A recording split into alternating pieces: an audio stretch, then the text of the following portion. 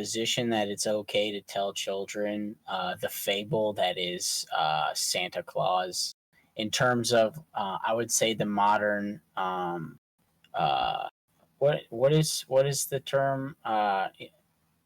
Not first world country. Anyways, I want to make this short. So, like the modern accepted Santa Claus story, like the jolly red Santa in the suit with the beard and has the Miss Claus wife with the elves and reindeer, yada yada yada, brings presents to kids if they're good, whatever.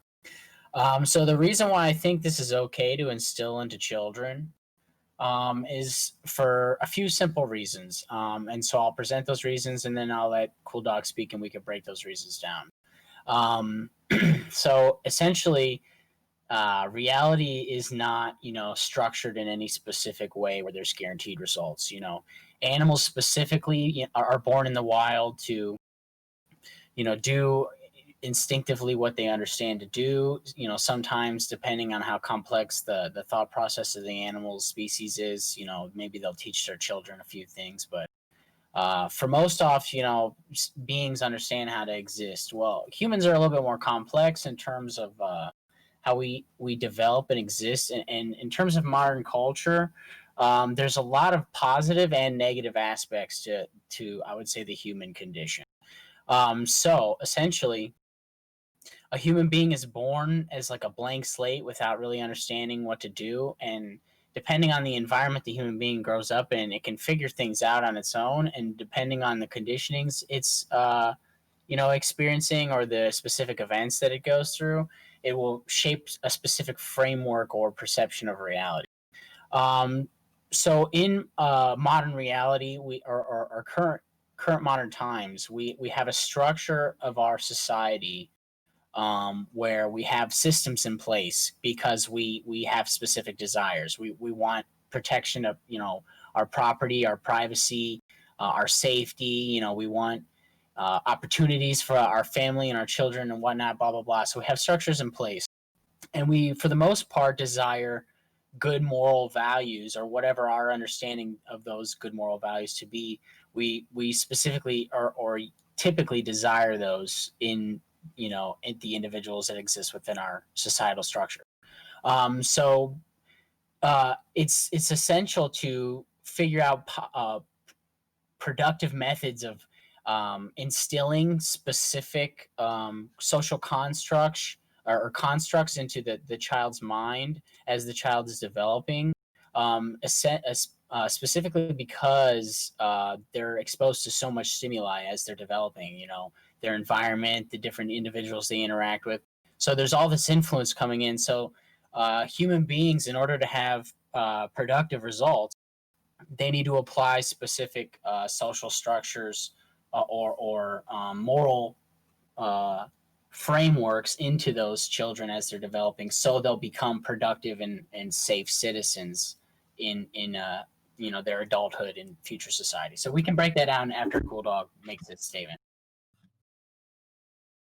Is that it? Yeah, sorry it was lengthy, but you can go ahead and do it. Whatever. That's fine. Okay. So I have basically four contentions or four reasons why your ballot should err in my favor. The first is that I can basically co-opt whatever good you have, and I can retain the Christmas spirit while telling the truth, right? And so the idea behind this is all else being equal, you shouldn't lie to your kids. So if I can prove that you can still get these good social things, these good morals that you're learning, right, through through not lying to your kids, then you should err for me. You can still explain the cultural tradition of Santa Claus, and you can still tell them the fable without having making the claim that it's actually true, right? If you've ever been around kids, they can get very invested in fairy tales and Christmas stories and other things, but without the underlying assumption that it's actually true, right? Um, so one thing that would be kind of interesting to ask you, the other reason why I'll ask you that later after I get through my thing. Um, The other thing about telling them that it's just a story is that you allow for like multiple interpretations of the myth, and it allows for like multicultural holidays. For example, my dad was Italian and my mother was American, so like the Italian baby Jesus came and visited us along with Santa, right? Or you could have Jewish Santa or whatever the fuck, right? You know, like you can have multiple interpretations that don't contradict with the story of Santa Claus. The second contention is that when you're giving them this modern Christmas story, you're not allowing them to use their like imaginative capabilities. So you're destroying their ability to add to the Christmas narrative or to, you know, make modifications of it. It forecloses the possibility of having new traditions and new like specific family traditions around Christmas. And it sort of forces them down this specific moral social construct without giving them the opportunity to get out of it. So that's the second contention. The third contention is it perpetuates a guilt narrative that is simultaneously undermined. So the basic story of Santa Claus, right, is that if you're not good, then you get coal, you know, for Christmas instead of presents. And so basically, what I think is happening is you're psychologically traumatizing the child by saying that they're going to get something, you know, very bad or very mean if they don't act up to this certain standard, which is by this mythological creature that is constantly judging them, right? Constantly judging the child to see if they do good or bad. If they do bad, they get coal, and it doesn't seem like a good idea to posit this like entity that they can't see, taste, feel, or interact with that is constantly watching them and judging them. That seems like it can be psychologically traumatizing to them. And then it undermines itself because like this actually happened to my little brother, though, or I guess he's my twin brother rather. He was like bad in the weeks leading up to Christmas, and so he was like super scared that Santa Claus wouldn't come, right? And but you know, my parents still gave him presents, so you're undermining whatever moral lesson you're teaching because you're not going to not give the kids Christmas. So if you don't think that perpetuating this guilt narrative is a good idea, then you know, vote for me. And lastly, which is kind of a fun one, and is that Santa is both sexist, is a sexist narrative, and it valorizes the exploitation of workers and slave labor. So it perpetuates the idea that the man is the head of the house. He's the one who gives nice things to women and children. He's like the provider. It doesn't really allow for, you know, Mama Claus to give gifts and so forth. And it implies that the woman can't leave the house and do Santa's work. And Santa is, of course, the male boss of the elves in the sweatshop. So you're perpetuating that narrative. The elves in the story are also basically slaves, and it's perpetuating this globalist capitalist narrative where the white man is slaves over the other, the little elf people, and that it's okay to have these sweatshops and slave labor make the toys, and that's okay. So if you, the role of your ballot on this contention will be to reject the white sexist slave labor Santa myth as well. And so those are my four main contentions for why we shouldn't lie to our kids about Santa Claus. All right, very interesting. So I'm going to try to respond to those points as I break down my introduction. So essentially, my introduction was talking about in order to have, you know, the good moral citizen, or if your hopes are to have that for the majority of your citizens in your societal structure, the best method of doing that would be by applying, you know, frameworks or, you know, uh, uh, teaching methods in their adolescence when they're most prone to absorbing information.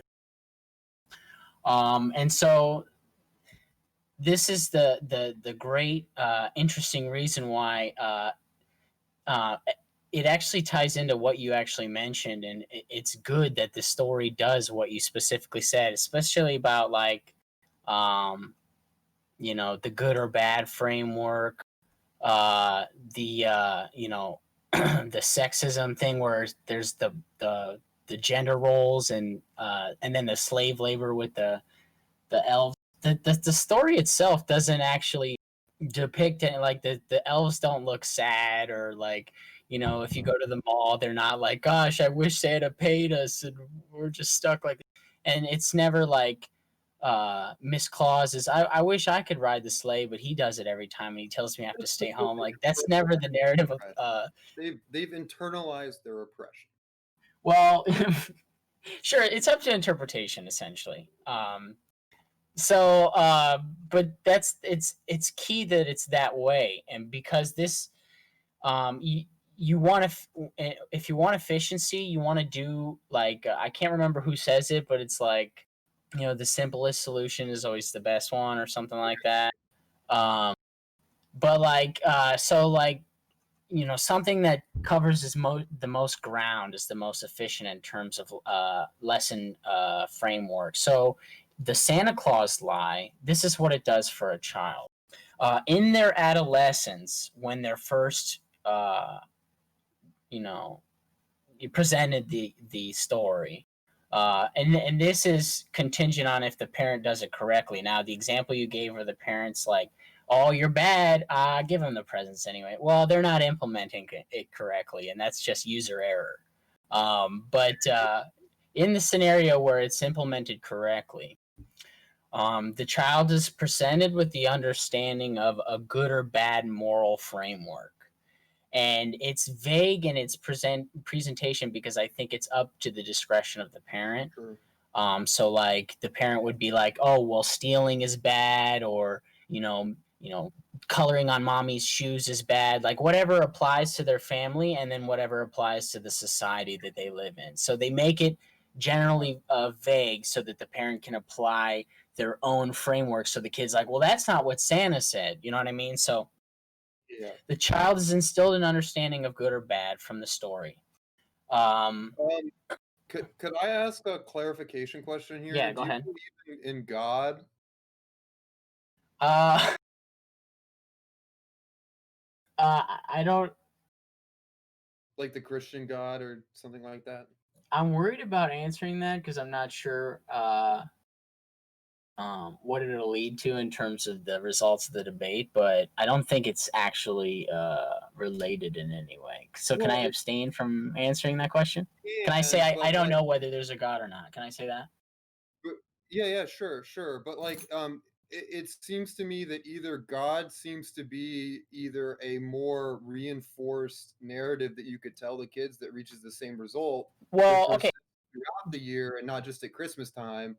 That's if you say yes. If you say no, then my question is, why are we inventing this weird metaphysical weird entity Right. that's all watching you? So, I was actually going to cover that.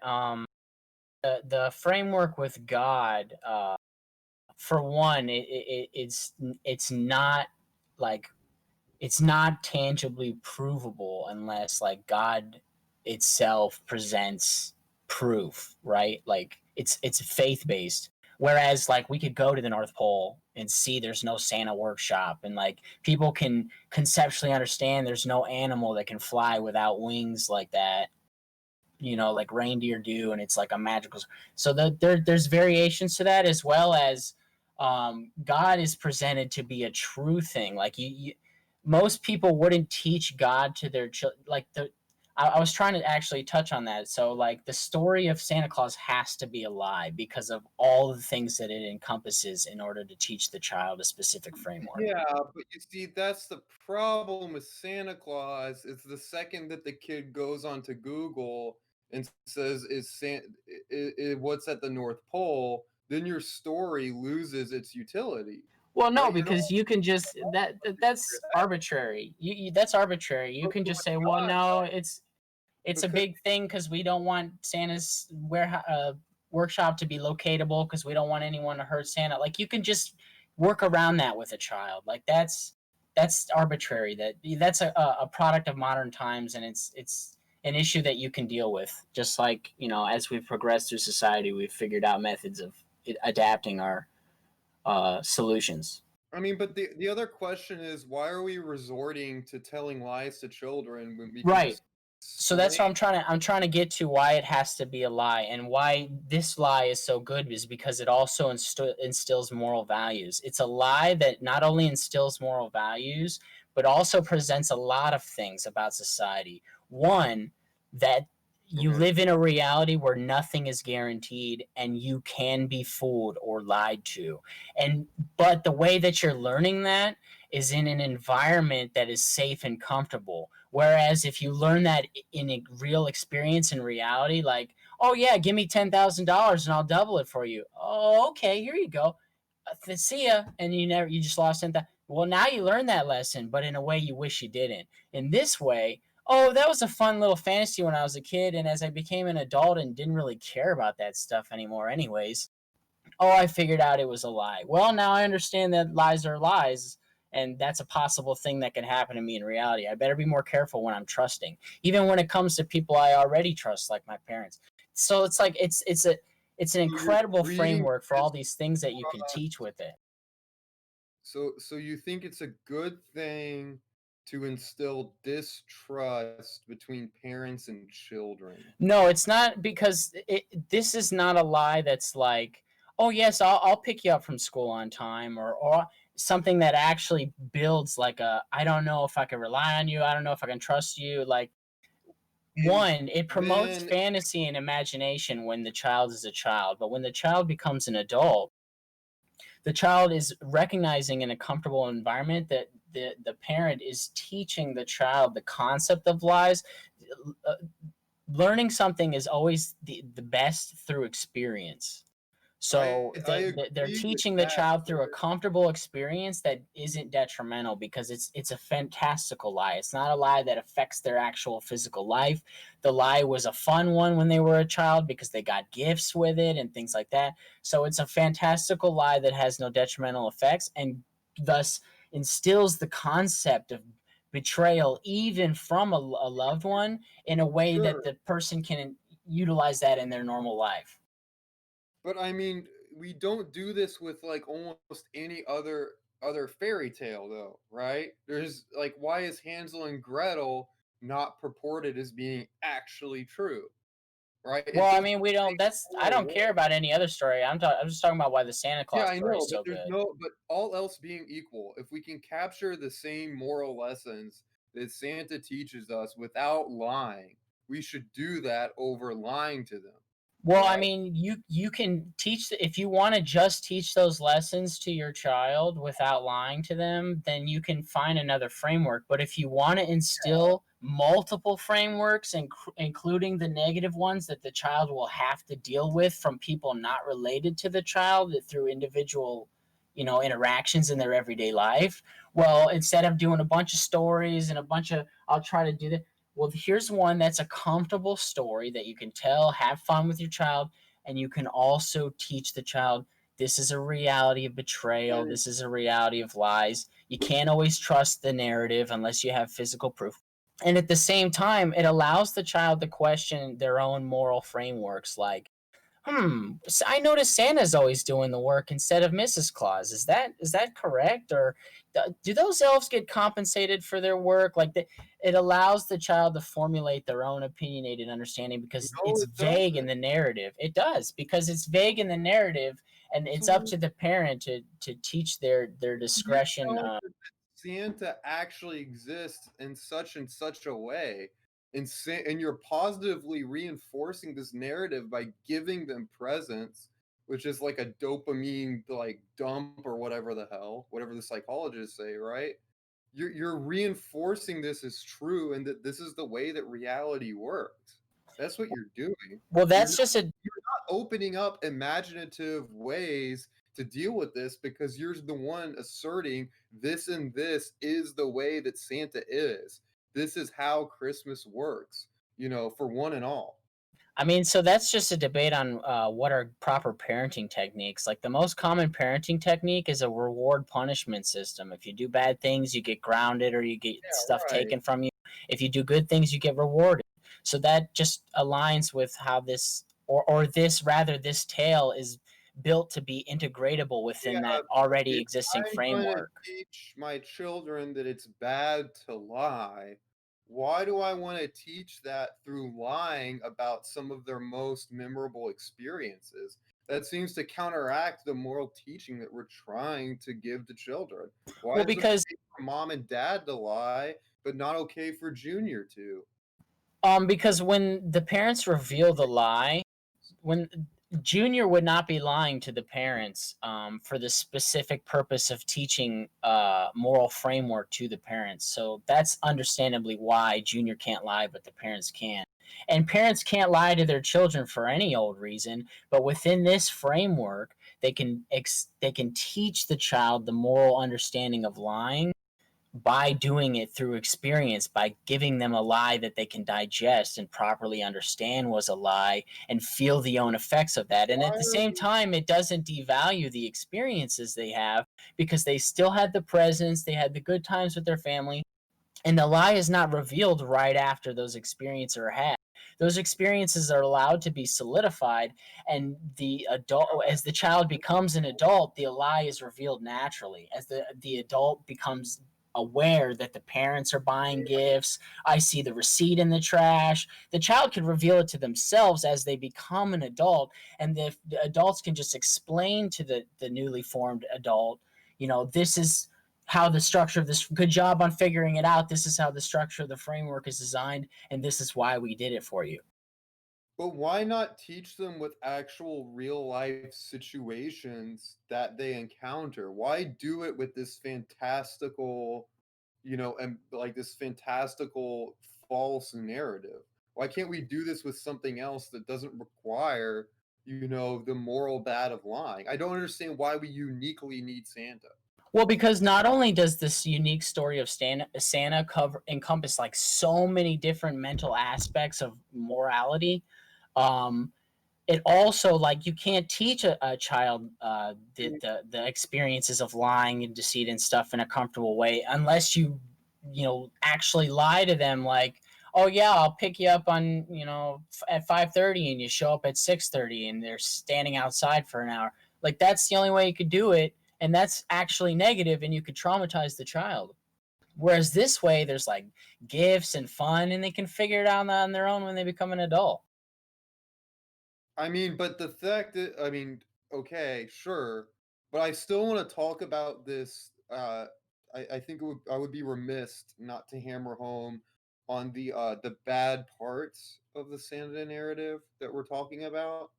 Right? I think we need to discuss, this exploitation argument a little bit more, and I'd be Yeah, yeah. interested to hear what you think about this narrative here, because we're creating this mythical, impenetrable, like narrative that we're asserting is true, which is this extremely Western view of things, and it seems to, especially when we're asserting it to be true, as this is the way it works, it makes other non sort of Western, non-normative, non-white sort of ideas about these moral teachings. It sort of makes them, it can be in conflict with them. So I'm envisioning like a family of two different cultures, right? The Santa narrative might and does clash with values of different cultures, right? And it presupposes this very sort of, Western morality, and it valorizes exploitation of workers who are stuck in the North Pole, and their only safe haven is to work tirelessly making millions of toys, right? Well, see, that's and yeah, I'd like to touch on this. So that's why I'm saying it's specifically left vague so that the child can develop their own understanding and like framework as they're growing, like, because they'll compare it to reality. Like, But the narrative is given specifically that, Santa Claus flies the sleigh with the reindeer that yeah, fly. There, but there's, and then, Mama Claus stays home, and there's the elves that come to the workshop, but like never are they actually presented like, Santa's telling Mrs. Claus to stay home, she can't fly the sled, like the reindeer are, they don't want to fly and he's making them fly, or the elves are like, another day at work, I wish I didn't live in this ice world. Like, it's never presented that way. It's yeah, just but that's presented the like problem. it's this. No, wait. So it's presented this way specifically, like, it goes like this, and Santa does this, and this is what they do. And so as the child is developing, at first the child may just accept that.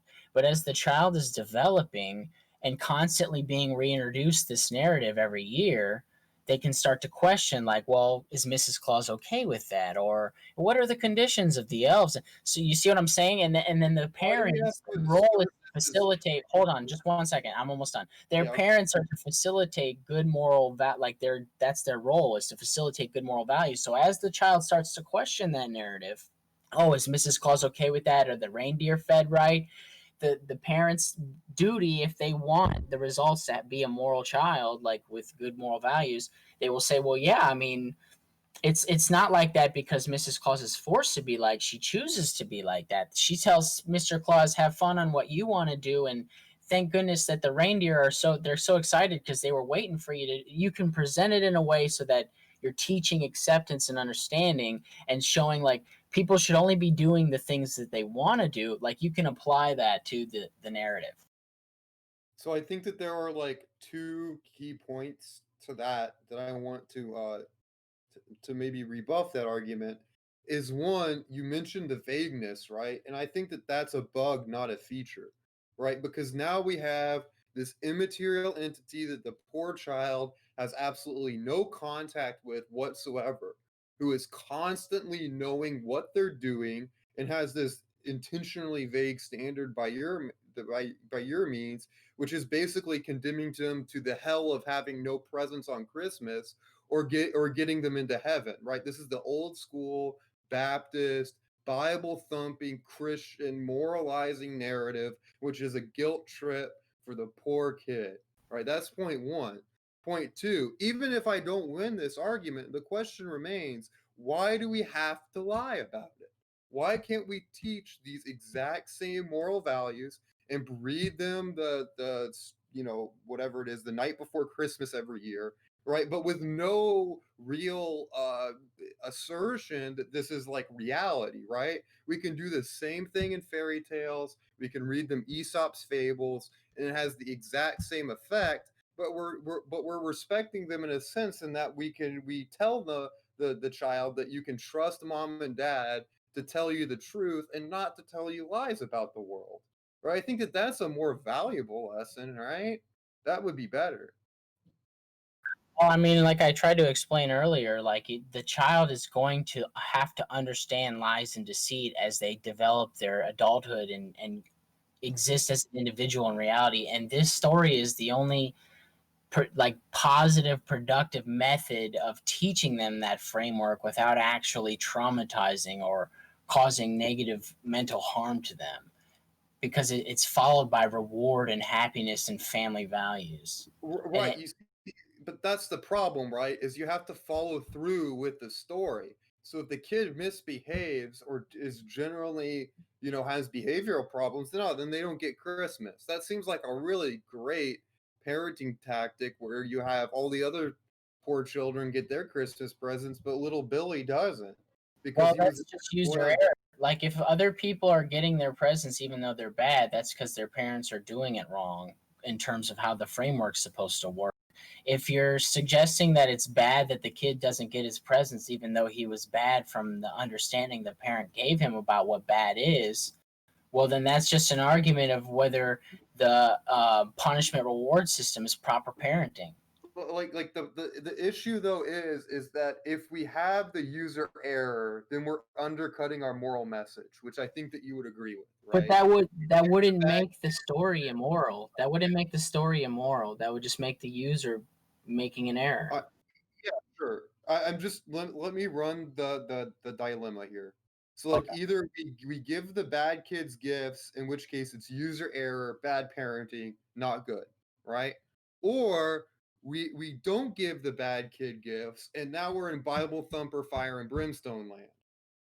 I don't see how we're in bump that I would say that then we're already in that land if we're grounding the kids and taking their dinner away and stuff already.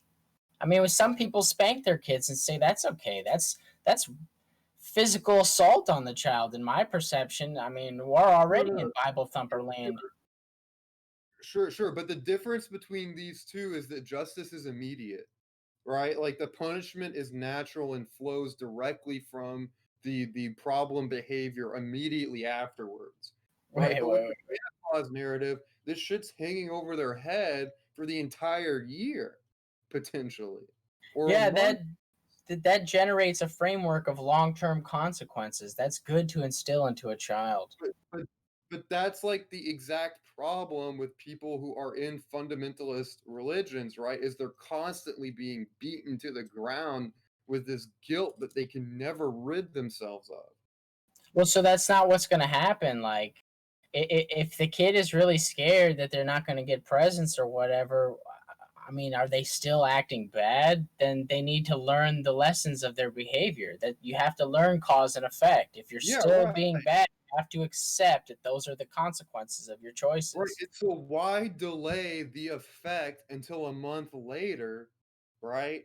When we can deal with the problem behavior now and constantly reinforce action, consequence. Under this model, we have action, parents don't give shit, then they don't give the kids presents on Christmas. Yeah, And so that's I don't. You're. Are you saying like that's? You're either saying that it's not effective parenting because it's not immediate, or that it's not enough. And in which case, then what? They should do both. They should do immediate and do the. I mean, the essence of my case is either Santa gives us some good moral lessons or whatever, but there are other ways to do that without lying, or Santa Claus does bad moral lessons and we shouldn't teach it. So I think Well, the idea is both ways I win. Is no, the idea. because Santa Claus does teach good moral values, but it also teaches the framework of deceit and lying in a safe, comfortable space. That's really key here because that saves you. It's an all-in-one framework. Like I get your argument here. I'm just rejecting the premise that it's safe. And I'm It's rejecting sa- the I premise mean, that the way that it to teaches to these moral lessons is good and to the right feel to feel the effects of lying and deceit is not, it's not positive. It's not a good experience to be lied to be stolen right, but from. you don't yeah, but you don't get that when you realize the Santa narrative is fake, right? It's progressive, it's gradual. You don't really feel the pain of actual deceit because you're rewarded for it. Exactly. Well, you're not necessarily rewarded for it, but you're rewarded for your good behavior. That's what you're rewarded for. Well, But yes, but that's fine. it provides a comfortable developmental framework for the soft and delicate child to comfortably learn about a negative aspect of reality without having to suffer the repercussions of that. And if that uh, lesson is absorbed correctly, they can apply that to situations that they get into so they can further avoid those repercussions. The only Yeah, but other now effective method of teaching that is by going through those things, which is but not good. but now we're saying two different things, right? On one hand, we're saying that with the bad kid situation that they should face action consequence, right? On one hand, very, harshly in this case, right? But in the second case, now we're saying, oh, we need to be gradual about it. They can't really feel the harm of lying, right? So which is What? it? Do No, they need to no, feel cause effect now or not? no. See, it teaches good moral values with the good and bad system, which you feel the effect of every year if you don't get your presents. But it also, which which is good because it's not, you have to understand repercussions to negative behavior that you're exhibiting, right? But the lying and deceit lesson is for what happens to you, right? So instead of having to negatively experience something that would happen to you rather than something that you would experience because of what you did to someone else, you learn about the lie gradually as you develop cognitive function and can break the lie down on your own. And then that teaches you in a comfortable framework lie and deceit methods where you didn't have to suffer any repercussions. But the good and bad aspect is teaching the child cause and effect to their own negative or destructive behavior. Sure, and I just think that that should be more immediate and closer, but we've already gone over this, right? I mean, I just think that like I'm tempted to agree with you. Humans blank slate, all of that. We fill them up with social norms and all of that. But my question is, why are we admitting falsehoods onto this beautiful blank slate when we can teach them truths, right? Because unfortunately, currently in this society, people will lie to your child as it's going through its life. And Well, well, right. if you want to ease the initial shock of that, if you want to, you know, give them that understanding before they have to go through it, this is a really good way to do it. It's probably the most effective Yeah, because but it encompasses kids so are many gonna other lessons as well. I mean, kids are gonna get lied to before they realize that Santa Claus is a lie. Like they understand the concept of a lie before they understand that Santa Claus is fake, right? So there's still room there to teach them about lying when it arises without having to do this weird, anti-reality, weird, possibly exploitative guilt trip narrative. I think for the most part, people who are going to instill this story into their children, are celebrators of the holiday and will instill it to the children, usually from birth or at a very early age. Yeah, right. In most cases, if they're in a comfortable environment in Western culture, you would hope that their environment is not one where they would be lied to in a way that they would be in adulthood, like you know, taken advantage of or stolen from or robbed. Maybe a kid in class will say, my dad drives a spaceship, and the kid will be like, "Oh, cool! That I wish I could fly a space." Whatever. That you'll figure that out as you become an adult that wasn't true because you'll understand just basic common sense. But you want to instill a good framework of deceit, like this thing that you accepted to be true for such a long time, it was a lie. And That then just seems horrible, but man. see That but see seems the child horrible. breaks that down on their Shit. own as they're experiencing the joys of it. So I just it's like the safest environment to do that. Like I don't think I can't think of any other more effective method to positively do that without the child having to just go through experiences that teach them that the hard way. but it's like not a positive here, right? Because like when the child realizes that Santa doesn't exist, they're like, why the hell was I being good this whole time? Well, Right? No one was watching me.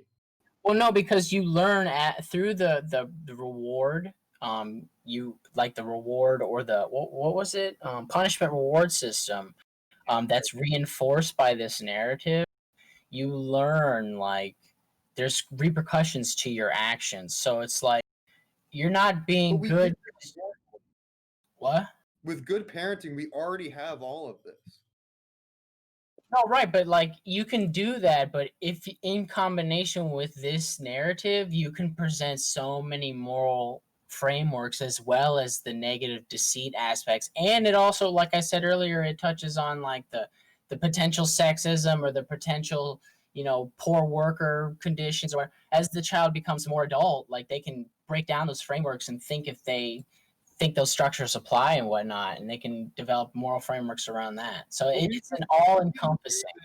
we can do this with other sort of fairy tales and other sorts of situations. Like we can create like there are many board games and things like that revolve like around lying, for example, or not lying, right? So we can play board games and have a tangible, candy or some other desired object from the child to teach them about this without having to create this, story that lingers over their heads for months on end and guilt trips them, right? We can do it in a self-contained way that you know, isn't so, all encompassing and bending of reality, right? That's the point.